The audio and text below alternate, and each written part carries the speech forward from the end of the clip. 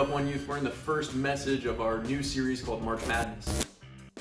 We're doing youth online, so this is coming to you a little differently. Obviously, I'm not in person, it's a video, but I encourage you still to lean in because I got a word for you today. The title of the message is called Miracle in the Madness.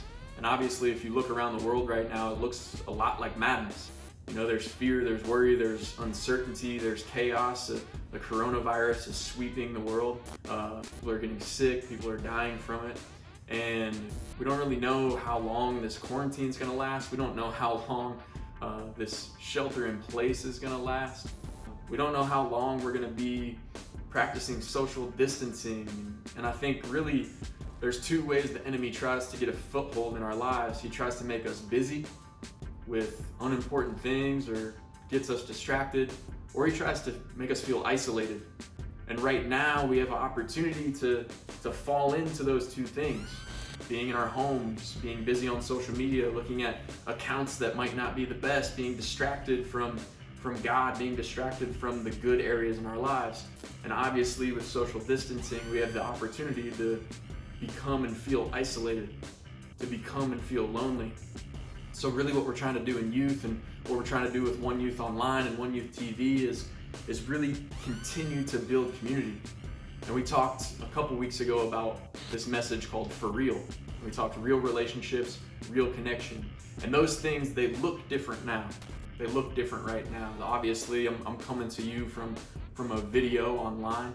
They can look different, but they can still feel the same. And I want to encourage you guys to connect on the comments below, to like it, to share the messages, to share all these videos, to share them with friends, to tag friends in them. That's how we build community. The comments section of these video messages just became the new lobby of the church. And our small groups, they look different, but they can feel the same. So I encourage you to jump on. We do those every Wednesday night at 7 p.m. But we're living in a madness style season right now. And usually when adversity strikes, the mistake that I usually make is I try to put my head down and I try to get through it as quick as I can. I try to just own my circumstances. I try to just figure out what I'm gonna do myself. I put my head down, I just put my nose down and I grind through it. And you know, it's funny, have you ever been like, obviously everyone right now is on their phone, so our heads are down, but have you ever been like when we weren't practicing social distancing, texting or scrolling through Instagram or getting sucked into TikTok and nothing else matters in the world, you can't even see anything else and you're still walking around and you bump into something or someone.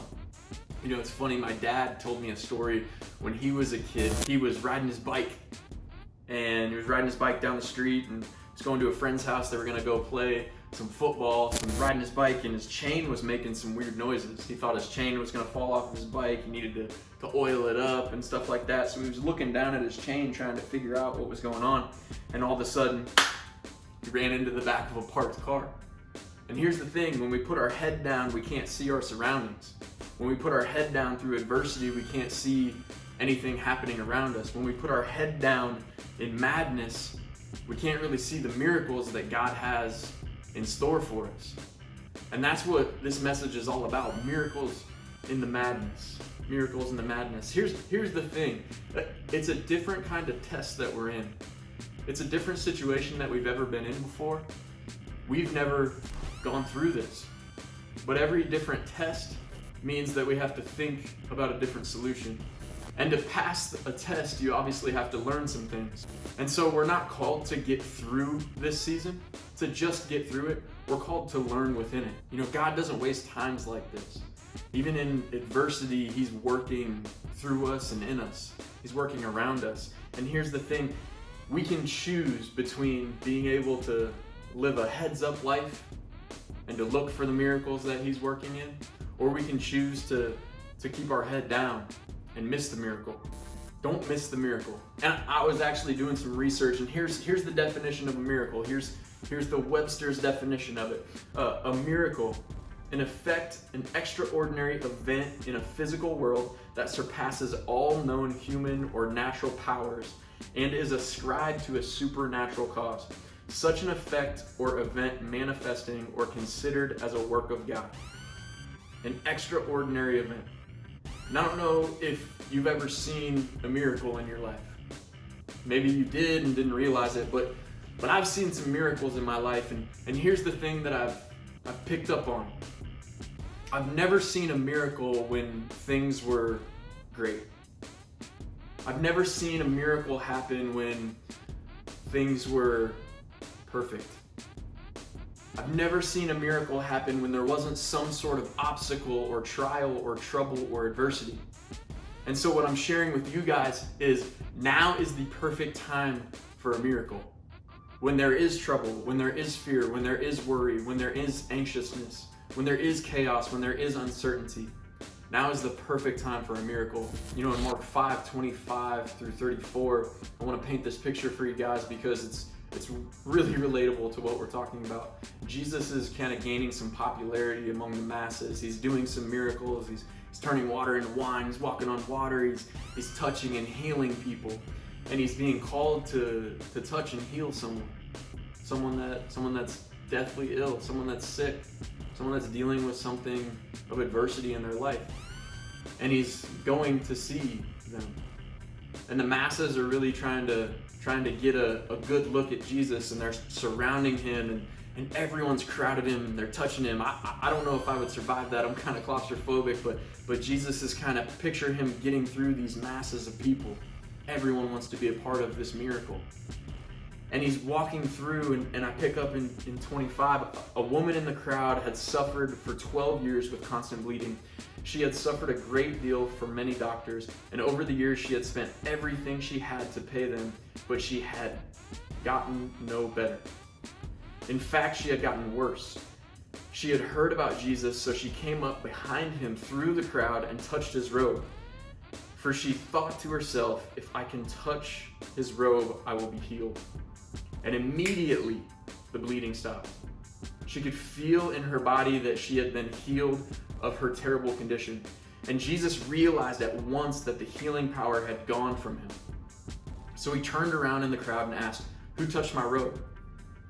His disciples said to him, "Look at this crowd passing around you. There's so many people. How can you ask, 'Who touched me?'" But he kept on looking around to see who had done it. Then the frightened woman, trembling at the realization of what had happened to her, came and fell to her knees in front of him and told him what she had done.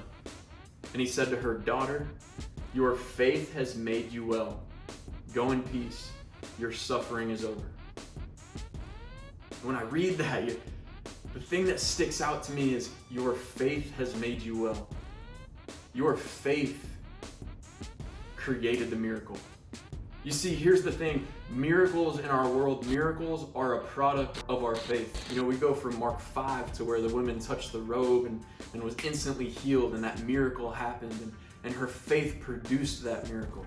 Her faith produced that miracle. But we go to Mark 6, just a chapter later, and Jesus is being ridiculed. He's being scoffed at. He's being asked, you know, where did you get all this wisdom? Where did you get all this power to perform these miracles? People still not really believing it.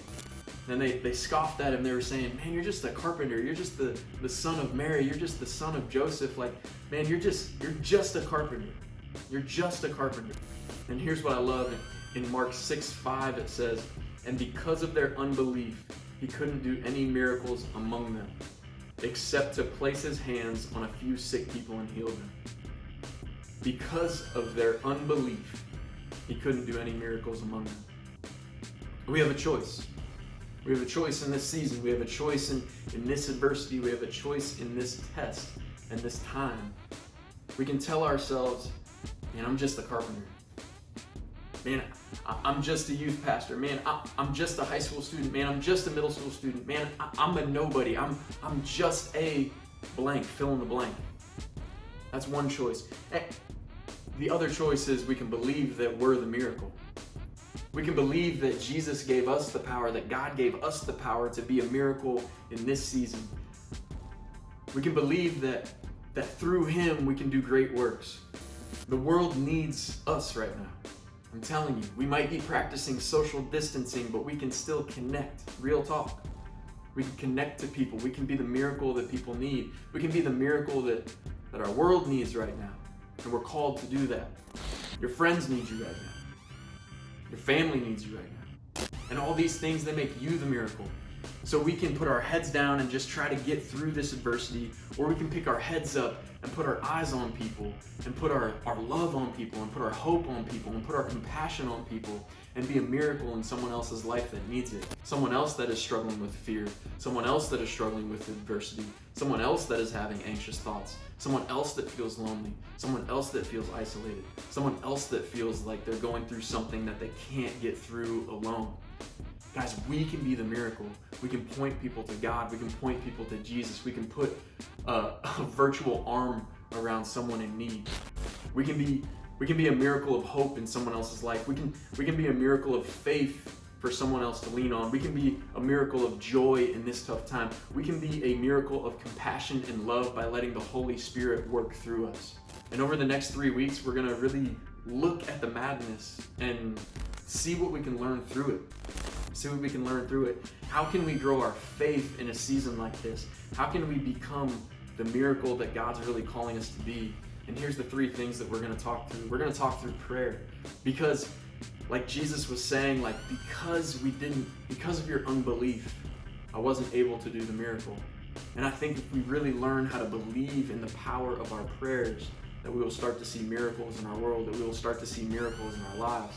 We're gonna learn how to walk at the pace of Jesus. If you notice in the story where the women touched his robe, he really wasn't running through the crowd, he was walking through the crowd. And even when she touched his robe, he was trying to get to a place, but he turned around and just noticed her. He wasn't worried about getting there fast, he was worried about not missing the miracle that was gonna happen. So we're gonna learn about pace in our lives. We're gonna learn about proactive encouragement. We're going to learn about proactive encouragement, not just encouragement within the tough time, but how do we learn how to be an encouragement in people's lives when things are good, when things are better. And so I encourage you to continue to lean in to the series March Madness, because I believe God's going to work a miracle in your life. I believe that God is going to call you to be a miracle in someone else's life that needs it.